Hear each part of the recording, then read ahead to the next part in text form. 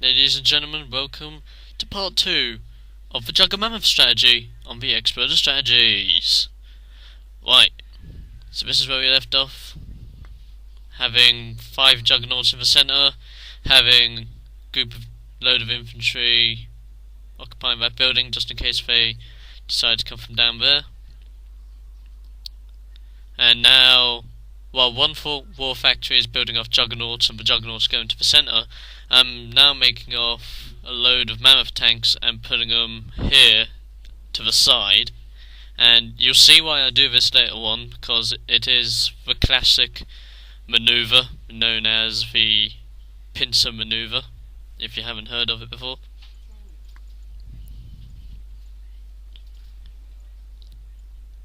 As you can see, my ally for this battle is laying the smackdown on the blue GDI, who's trying to come back with infantry, but everyone knows when an infantry unit is against a vehicle, it's normally not that effective unless it's a missile squad or a load of zone troopers.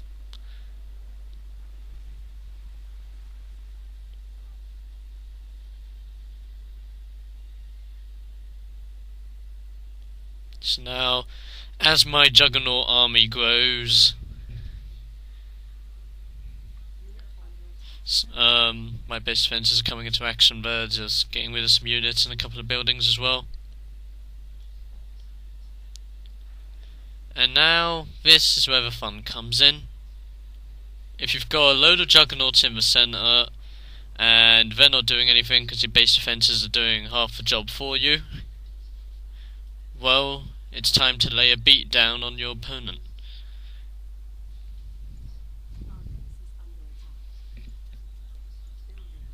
And you'll see my form of beat down in a minute.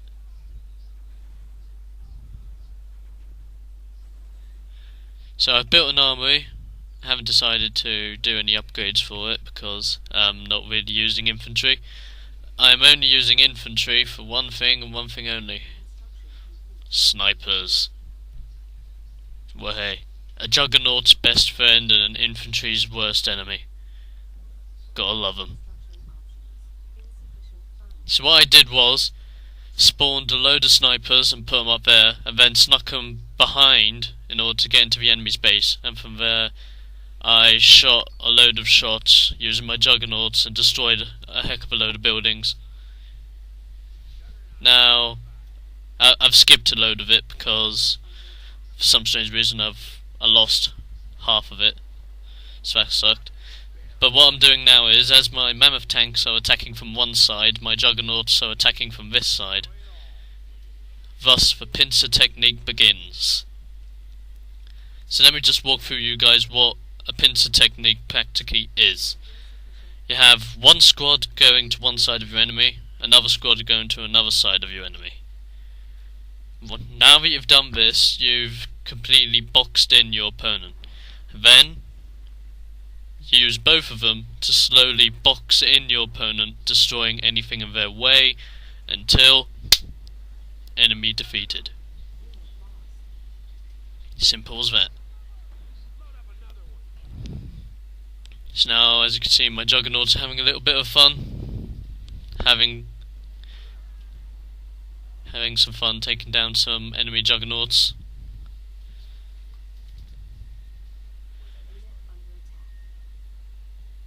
Oh no, no. Sorry guys, I thought I lost this part of the video. Obviously I didn't. Well, hey, man, you guys are very lucky. So this is what I did with the snipers. You can just about see them going up here to sneak behind enemy lines. You gotta be careful though, because if they do have base defences, they can sense you, as long as they have a tech center up and running. So you have to keep your distance. The good thing is with snipers, once they move, their stealth deactivates, but as soon as they stop moving, they automatically go into stealth, and infantry can't find them. So very good unit. Well, hey. One strategy that I will be doing on Kane's Wrath as well is a hammerhead combo strategy. If you don't know what the hammerhead is, it's a GDI aircraft where it's the only GDI aircraft that does not have to return back to its base. Hallelujah.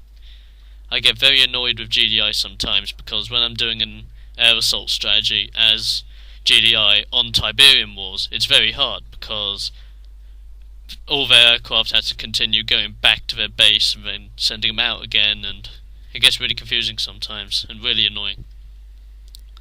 So for Kane's Wrath, they've made it extra simple by giving you the power of the hammerheads, which I love the sound of. I'll be doing a load of hammerhead ponage on Kane's Wrath, hopefully. So that's one strategy you guys can look out for.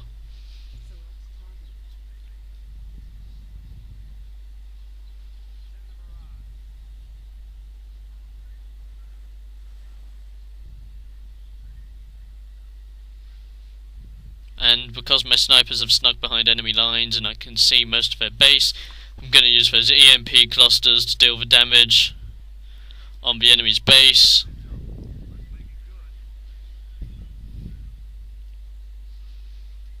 Also, I've got a rig of the south just so that if my juggernauts or mammoth tanks get a little bit battered during the battle, they can just come back, get a quick repair, and don't have to go all the way back to the base in order to heal up.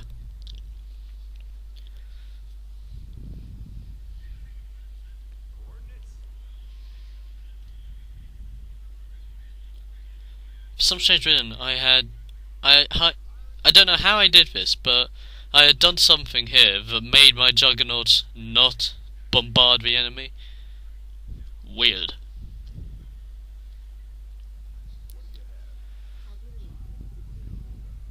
But I did manage to solve the problem.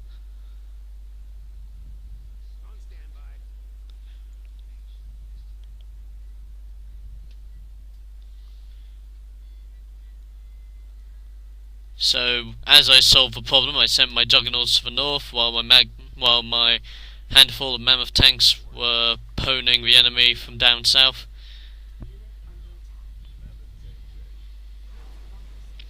Now, if you're going to do a Juggamammoth strategy like I'm doing here, you got to ensure that you've still got a load of mammoth tanks and you've still got a load of juggernauts, because one juggernaut and one mammoth tank on their own will not win you the battle. That's definite.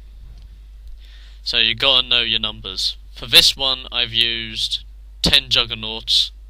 Sadly, only 9 survived, and I used 10 mammoths, and all of them survived.